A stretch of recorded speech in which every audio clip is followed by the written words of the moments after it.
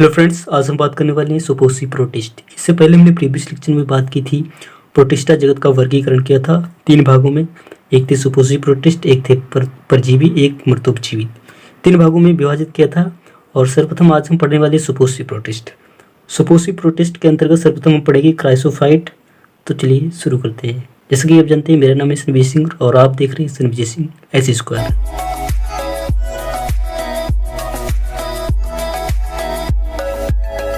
तो देखिए, क्राइसोफाइट के अंतर्गत, इस समूह के अंतर्गत 2 प्रकार के जीवों को रखा जाता है। क्राइसोफाइट, ठीक है। क्राइसोफाइट सुपोसी प्रोटिस्ट के अंतर्गत आता है, ठीक है। देखिए, डाइटम्स जो मुख्य जीव हैं किसके, क्राइसोफाइट के। और उसके बाद सुनहरे शैवाल, ठीक है, डेस्मिड जिसे कहते हैं, ठीक है। ये डाइटम्स क्राइसोफाइट के अंतर्गत 2 जीव आते हैं। कौन से, डाइटम्स और सुनहरे शैवाल। और मुख्य जो है वो क्या है, डाइटम्स। मोस्ट इंपोर्टेंट पॉइंट है, ध्यान रखना, ठीक है। देखिए, डाइटम्स और सुनहरे शैवाल 2 प्रकार के जल में मिलते हैं। जो डाइटम और सुनहरे शैवाल हैं, ये 2 प्रकार के जल में मिलते हैं। कौन कौन से, देखिए, लवड़ी में अधिक मिलते हैं। किसमें, लवड़ी जल में अधिक मिलते हैं। जो स्वच्छ जल में होते हैं उसमें कम मिलते हैं, ठीक है। तो ये दोनों प्रकार के जल में मिलते हैं। कौन, डाइटम्स और सुनहरे शैवाल। ज़्यादातर जो मिलते हैं लवड़ी जल में, जैसे समुद्र में, ठीक है, ओके। उत्पादक, ये क्या होते हैं, उत्पादक के रूप में कार्य करते हैं। सर्वप्रथम देख लेते हैं उत्पादक। So just a second.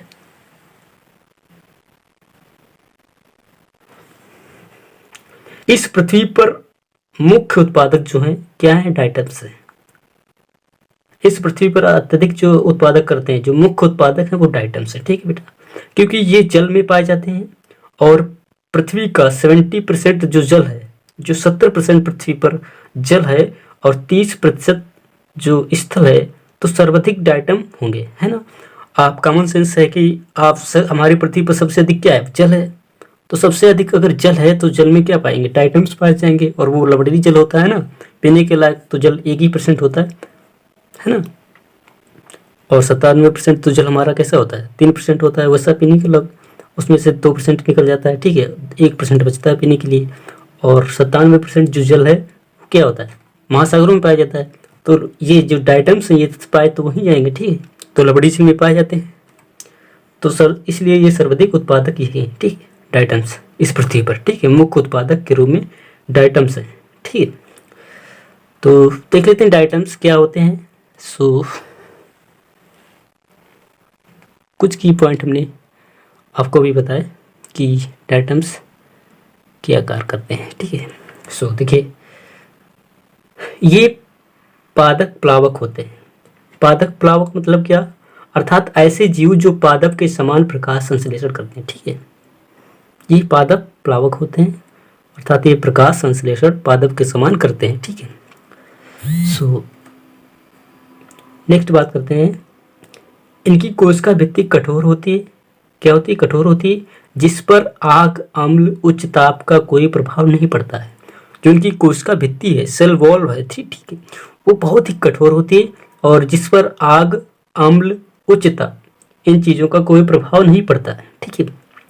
क्योंकि ये सेल वॉल्व जल से, और जल में क्या, SiO2 सिलिका, ठीक है, सिलिका अवशोषित कर लेती है। जो इसकी कोशिका भित्ति है वो जल से सिलिका अवशोषित कर लेती है, जिसे क्या कहते हैं, फ्यूस्टूल, ठीक है, फ्यूस्टूल कहते हैं, जिसे फ्यूस्टूल कहते हैं, फ्यूस्टूल, ठीक है। जो जल से सिलिका अवशोषित कर लेती है, जिसे क्या कहते हैं, फ्यूस्टूल कहते हैं, ठीक है, ओके। फ्यूस्टूल जो होती है वो 2 प्रकार से, एपिथिका, ठीक है, उसके हाइपोथिका। एपिथिका ये इस तरह के होते ऊपर, और हाइपोथिका ये नीचे साइड में, ठीक है। और ये जो चित्र आप देख रहे हैं पूरा डाइटम्स का चित्र है। ये आवरण होता है, ठीक है, एपिथिका और हाइपोथिका, ये आवरण है, ठीक है। तो ये चित्र जो आप देख रहे हैं डाइटम्स, ठीक है बेटा जी। ये दिखते नहीं, बहुत सूक्ष्म होते हैं, माइक्रो। आप देखेंगे तभी दिखेंगे, इतने सूक्ष्म होते हैं, ठीक है।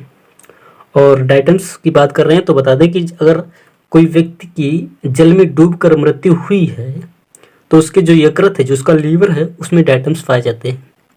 डॉक्टर लोग उसी से पता करते हैं कि उसकी मृत्यु डूबकर हुई जल में या फिर उसे मार कर डाला गया। अगर डूब कर हुई होगी तो उसके जो लीवर है, यकृत है, उसमें डायटम्स पाए जाएंगे। ओके, सो बात करते हैं नेक्स्ट डायटम्स से संबंधित एक मोस्ट इंपोर्टेंट पॉइंट। मृत डायटम्स को डायटमी मृदा या डायएटोमाइट कहते हैं। क्या कहते हैं? डायएटोमाइट। जो इसकी मृदा है, इसका यूज कहाँ होता है?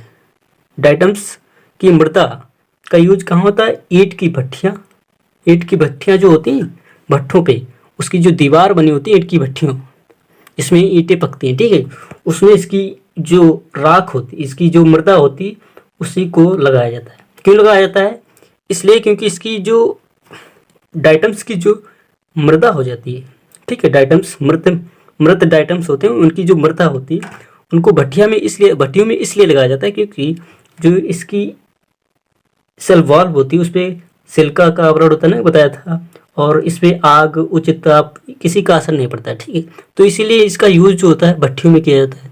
कहाँ? आग वाली जहाँ ईंट पकाई जाती है ना, तो वहाँ इसका यूज किया जाता है डायटमी मृदा का, ठीक है।